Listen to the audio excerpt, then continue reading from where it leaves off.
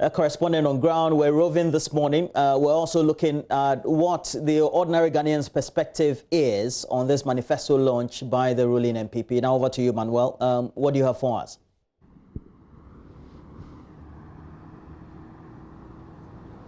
Manuel, what do you have for us? Well, Roland, so I'm right in front of the Independent Arc here in Accra.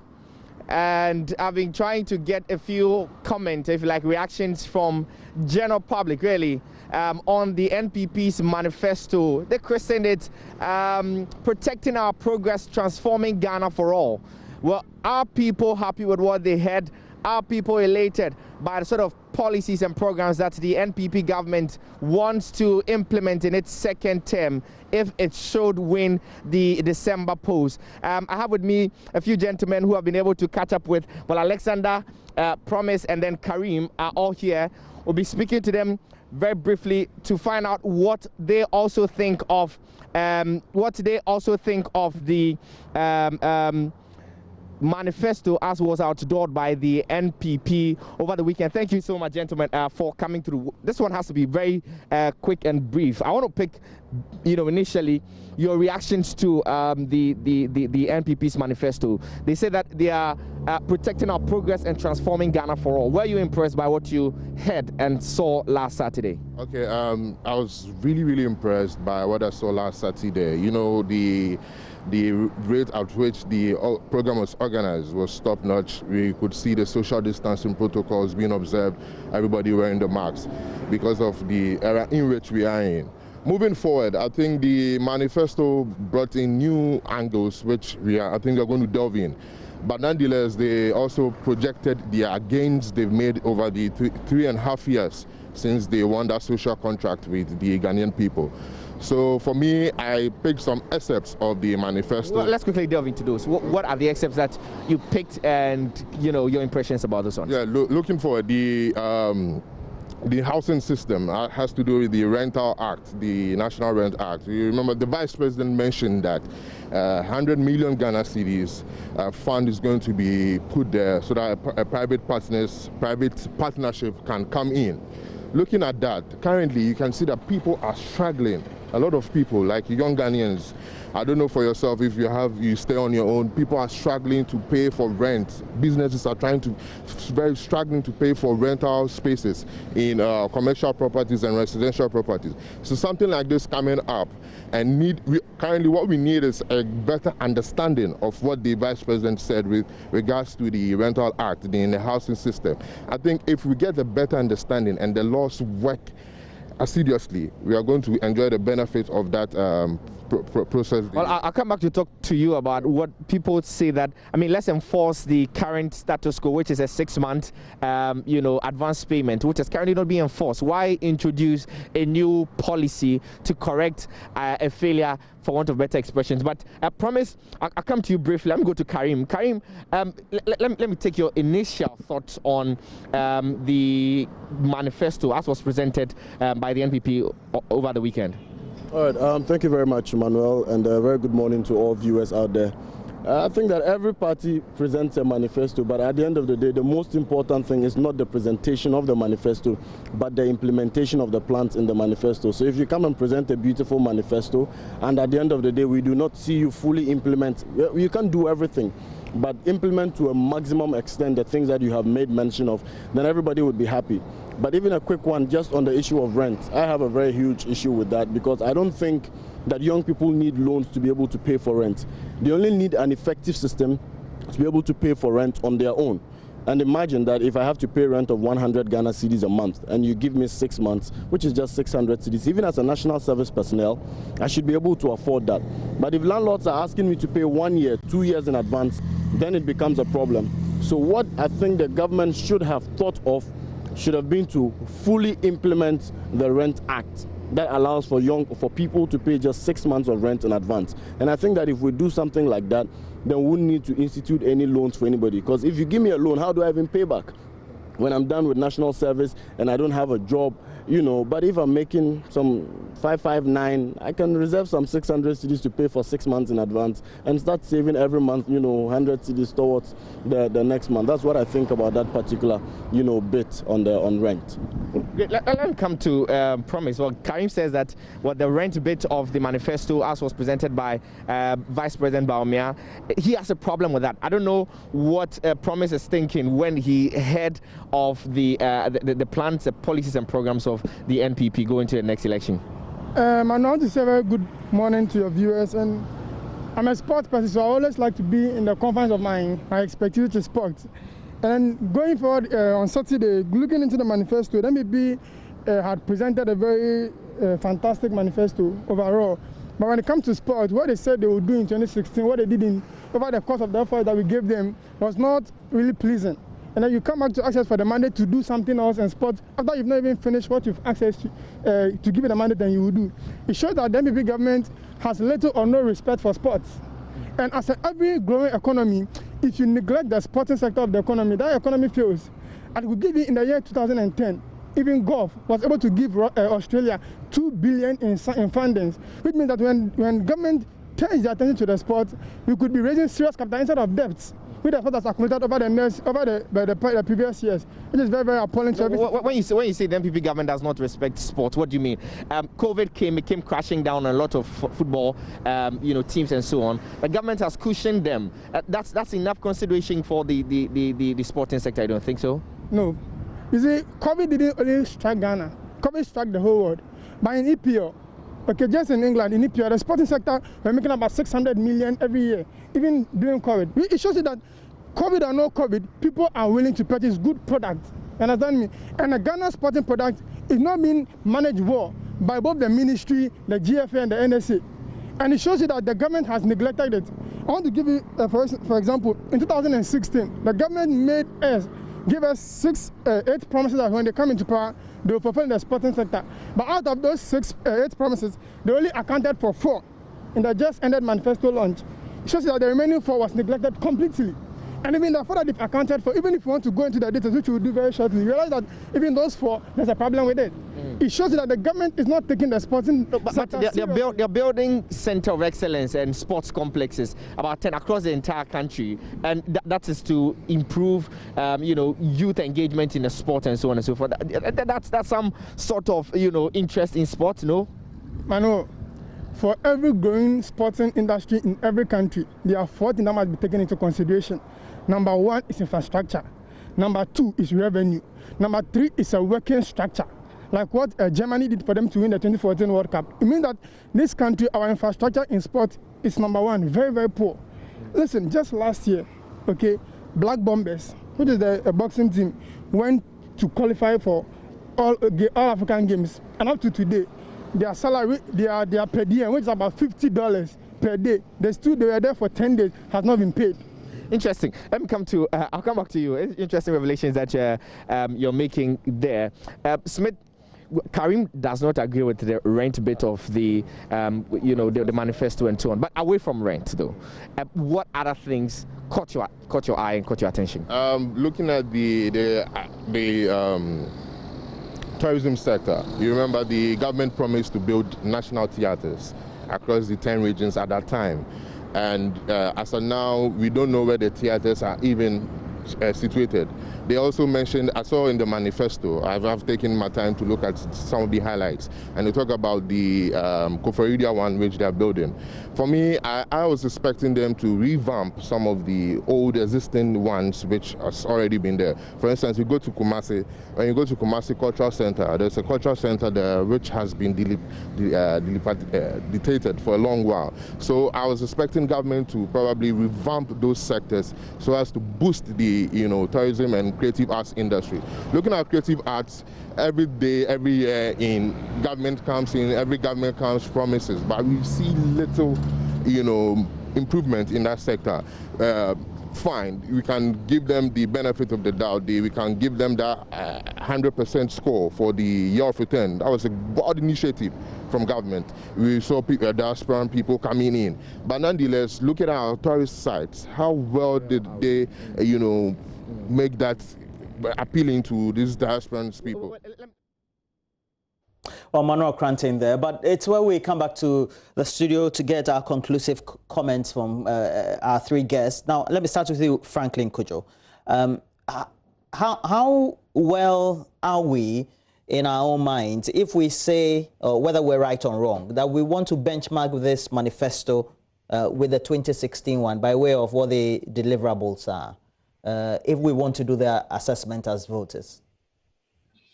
You know, as a think tank entrepreneur, I stay in the middle. Fortunately for viewers and for you and for my good friends on the link, the three gentlemen who were just interviewed, Karim, Promise, and the other guy I've forgotten. By the way, I need their contacts because I think they provided not just streetwise views, but also very academic views as well. And I think that is all you really need. The issue really is that what impacts all these things must have impact on people. Where I sit, I tend to think that promises like the rent advance, wherever useful it is a microcosm of an economy that is resilient. I mean, if you build a resilient economy, people will be able to eke out the living and may be able to buy insurance against these kinds of things. But you see, Karim did say something that was useful. That what about actually ensuring that the Rents Act is put into practice? But that is what every civilized country does. On the African continent, we have lots of countries, even Zimbabwe, however decrepit and run down the economy is. You are not asked to pay 3 years in advance. Nobody does that. And I think we need to focus on those. On the question as to what I think about the previous manifesto and the current one, well, as of 2019, the manifesto still retained a 48.78% of manifesto achievements that have been cleared. It may increase. We are going to give the final scorecard in October, and so we'll rather wait. And I'm sure your network would always, as always, partner us in delivering that result. Now, Dr. Lord Mensah, for example, when you go through the new manifesto, there are certain indicators as to, for example, one district, one factory, which stage they are, etc. These benchmarking with the previous one, as we go into the election, are we well within our right to be saying that you promised this, you didn't achieve this, and even your new one doesn't even talk about an existing one at all? Unmute, please. Yeah, sorry about that. That's okay. From the manifesto, yes, the party has indicated that they've achieved 80% of their promises. And for me, that is from their perspective. I think research needs to be launched to get to know whether indeed they've achieved that 80% or not. Now, I'm looking at, you see, having a promise and the realization of the promise, and then the impact of that promise that you made. Now, there's a difference between cutting a sword, difference between, having a structure to a point, and then also looking at the impact those structures are making. And I believe that the government should launch, what we call impact assessment, study. I mean, I can give you, for the benefit of our viewers, I can give you a typical example where a borehole was sited. I always give this example in my class. A village, was being provided with a borehole, and the borehole was, supposed to be sited at a strategic, point, because the women in the village are comfortable, walking a long distance to go and fetch water and gossiping about, themselves. And so this woman, the borehole was sited just at the end of, the last house, of the village. And can you believe that this woman, in the village, is a woman who goes to, and a kid who goes to fetch water. And so they were bypassing the borehole every now and then to go and fetch the water from where they used to fetch their water. So that should tell you that before the borehole was sited, the people were not interviewed. The people they did not ascertain why they need that borehole and the best location for the borehole so that they can benefit from. So you realize that an investment has been made, but then in the end, that investment is not making any impact in that village. So I would say that I think it's too early to be talking about, what you promise the people and the impact that it is making on them. I mean, if you cut a sword and then you declare your intention that you want to place, an asset for a particular society somewhere, and in the end, you capture that as part of your deliveries, I'm afraid to say that, yes, you end up shooting yourself in the foot. And I believe the people themselves, by December 7th, will determine whether indeed what you brought to them is making impact in their lives or not. So I believe in one thing, like I said, there's a difference between a promise and a realization.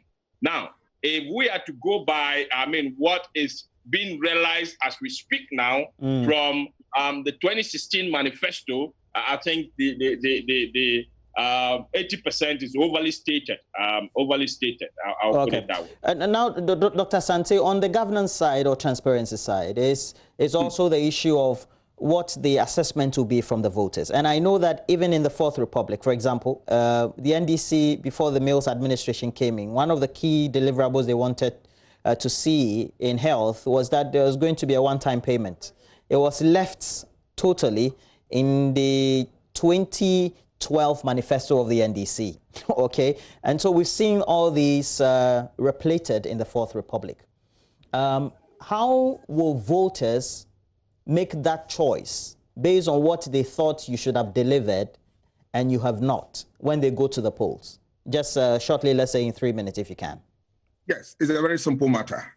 If you talk about things you've done, it is out there for the public to see and from whom you will be able to make judgment. So if you talk about infrastructure, you can't hide them in your rooms. They are out there. The public will see, and based on that, they'll make informed choices. I want a conversation to be broadened now that the highlights have come, for us to touch on governance issues, let them throw more light on them. For instance, when you look at the issue of corruption, very little was said about that. But if you read reports from Afrobarometer, CDD, and whatnot, corruption is gaining prominence. We want to see more information. We want to get more information on that, about how government deals with that. The issue of infrastructure is important because if you go to the directive principle of state policy, it is to be expanded to every sector of this country. We want to see more in that area in terms of what? Education. It talks about media commission and the fact that government want to strengthen media commission to be able to protect journalists in the course of their work. We want to get more information about that because we know how government should be able to do in order to help the Media Commission to perform its duty as required by the Constitution. We must be able to give Media Commission the teeth to bite and strengthen its capacity to do the work for us. Of course, employment is critical and it's part of the consideration for voters. And yes, government has done a lot by providing jobs, but we need more because day in, day out, we churn out students who come out and they are without jobs. They need jobs to survive so as to take care of some of the petty things that affect their lives. And of course, I want to still go back to the conversation about MMDC's, their appointment. Okay. We want to take that power from government and give it to the people so that politics will be delivered at the grassroots and owned by the people at that grassroots so that our democracy will be strengthened as we move along. Awesome, awesome. Thank you very much, Dr. Richard. Dr. Kwame Asante is Senior Lecturer, the Political Science Department, the University of Ghana, helping us with the discussions as well. Franklin Kujo is President, Imani African founding member as well.